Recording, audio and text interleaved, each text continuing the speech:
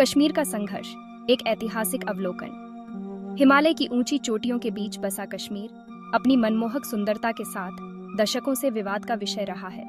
इस क्षेत्र का इतिहास संस्कृतियों, धर्मों और साम्राज्यों के एक समृद्ध ताने बाने से जुड़ा हुआ है। 1947 से पहले कश्मीर एक रियासत ब्रिटिश राज के तहत स्वायत्तता का आनंद ले रहा था।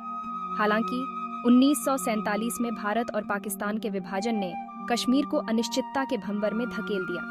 धार्मिक आधार पर हुए इस विभाजन के कारण व्यापक हिंसा और विस्थापन हुआ। कश्मीर अपनी मुस्लिम बहुल आबादी के साथ लेकिन एक हिंदू महाराजा हरि सिंह द्वारा शासित एक महत्वपूर्ण निर्णय का सामना कर रहा था। महाराजा शुरू में झिझके, कश्मीर की स्वतंत्रता बनाए रखने की उम्मीद में। हालांकि स्थिति तेजी से बदल गई जब पाकिस्तानी सेना द्वारा समर्थित पाकिस्तान के कबायली हमलावरों ने कश्मीर में प्रवेश किया। इस घुसपैठ ने महाराजा को मजबूर कर दिया, जिसके कारण उन्होंने विलय पत्र पर हस्ताक्षर किए कश्मीर को भारत में मिला दिया। हालांकि यह निर्णय भारत और पाकिस्तान के बीच दशकों पुराने संघर्ष की उत्पत्ति बन गया।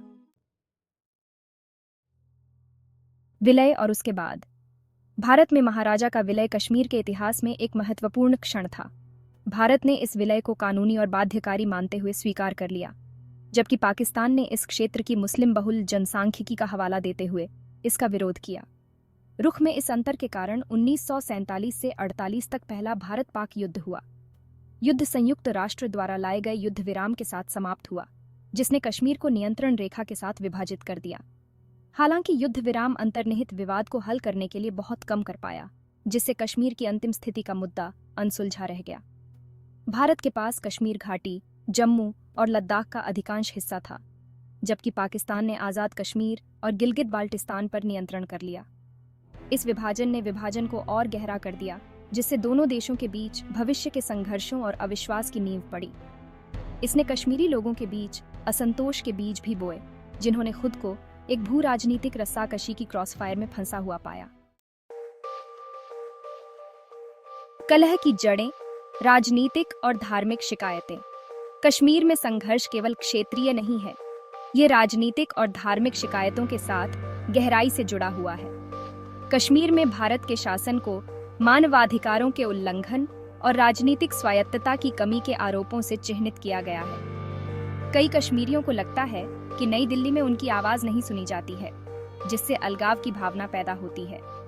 उग्रवाद का मुकाबला करने के लिए तैनात भारतीय सेना की मौजूदगी स्थिति को और जटिल बना देती है। सशस्त्र बल विशेष शक्तियां अधिनियम, जो सेना को व्यापक शक्तियां प्रदान करता है, विवाद का एक स्रोत रहा है। आलोचकों का तर्क है कि एएफएसपी दंड से मुक्ति और मानवाधिकारों के हनन को बढ़ावा देता है, जिससे स्थानीय आबादी और अलग थलग पड़ जाती है। इसके अलावा 1990 के दशक में धार्मिक उग्रवाद के उदय ने संघर्ष में जटिलता की एक और परत जोड़ दी। कश्मीरी स्वतंत्रता या पाकिस्तान के साथ विलय की वकालत करने वाले समूह उभरे, जो अक्सर हिंसा का सहारा लेते थे। इस उग्रवाद ने हिंसा के एक चक्र को जन्म दिया, जिसमें भारतीय सुरक्षा बलों और उग्रवादी समूहों दोनों पर मानवाधिकारों के उल्लंघन का आरोप लगाया गया। भाग 4, संघर्ष को हवा देने वाले सामाजिक आर्थिक कारक।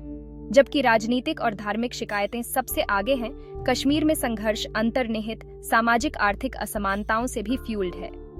यह क्षेत्र अपनी प्राकृतिक सुंदरता के बावजूद विकास और आर्थिक अवसरों के मामले में महत्वपूर्ण चुनौतियों का सामना करता है। विशेष रूप से युवाओं में उच्च बेरोजगारी, हताशा और मोहभंग की भावना पैदा करती है। गुणवत्तापूर्ण शिक्षा और स्वास्थ्य सेवा तक सीमित पहुंच इन समस्याओं को और बढ़ा देती है। कई युवा कश्मीरियों को लगता है कि उनके पास बेहतर भविष्य बनाने के अवसरों की कमी है, जिससे वे कट्टरपंथी विचारधाराओं और उग्रवादी समूहों द्वारा भर्ती के प्रति संवेदनशील हो जाते हैं। इसके अलावा संघर्ष का कश्मीर की अर्थव्यवस्था पर विनाशकारी प्रभाव पड़ा है। पर्यटन, जो कभी एक संपन्न उद्योग था, हिंसा और अस्थिरता से बुरी तरह प्रभावित हुआ है। इसका अन्य क्षेत्रों पर व्यापक प्रभाव पड़ा है, जिससे क्षेत्र के आर्थिक संकट और गहरे हुए हैं। भाग 5, समाधान के प्रयास, सैन्य उपायों से संवाद तक। दशकों से कश्मीर संघर्ष को हल करने के लिए सैन्य उपायों से लेकर राजनयिक पहल तक कई प्रयास किए गए हैं। भारत और पाकिस्तान कश्मीर को लेकर 3 युद्ध लड़ चुके हैं, लेकिन किसी से भी स्थायी समाधान नहीं निकला है। दोनों देशों के बीच बातचीत रुक रुक कर होती रही है और अक्सर विश्वास और राजनीतिक इच्छा शक्ति की कमी के कारण ठप हो जाती है। नियंत्रण रेखा के पार व्यापार और यात्रा जैसे विभिन्न विश्वास निर्माण उपायों को लागू किया गया है, लेकिन उनका प्रभाव सीमित रहा है। भारत के भीतर कश्मीरी लोगों की राजनीतिक और आर्थिक शिकायतों को दूर करने के प्रयास किए गए हैं। हालांकि इन पहलों को अक्सर संदेह और अविश्वास का सामना करना पड़ा है। भाग 6, आगे का रास्ता। शांति, संवाद और कश्मीरी लोगों की आकांक्षाएं। कश्मीर में स्थायी समाधान का रास्ता चुनौतियों से भरा है। इसके लिए एक बहुआयामी दृष्टिकोण की आवश्यकता है जो कश्मीरी लोगों की राजनीतिक, धार्मिक और सामाजिक आर्थिक शिकायतों को दूर करे। सबसे पहले और सबसे महत्वपूर्ण, इसके लिए बातचीत और कूटनीति के प्रति नए सिरे से प्रतिबद्धता की आवश्यकता है। भारत और पाकिस्तान को निरंतर और परिणामोन्मुखी बातचीत में शामिल होना चाहिए, जो पिछले प्रयासों को प्रभावित करने वाले बयानबाजी और अविश्वास से आगे बढ़े। अंतर्राष्ट्रीय समुदाय इस तरह के संवाद को सुविधाजनक बनाने और शांति के अनुकूल वातावरण बनाने में रचनात्मक भूमिका निभा सकता है। इस क्षेत्र में मानवाधिकारों की चिंताओं को दूर करना उतना ही महत्वपूर्ण है। भारत को यह सुनिश्चित करना चाहिए कि सुरक्षा बल कानून और जवाबदेही के ढांचे के भीतर काम करें।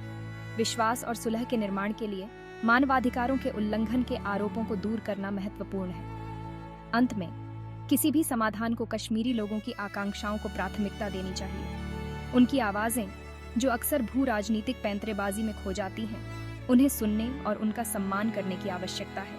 एक स्थायी समाधान के लिए समावेशिता की आवश्यकता होती है, यह सुनिश्चित करते हुए कि महिलाओं और युवाओं सहित सभी हितधारकों को मेज पर जगह मिले।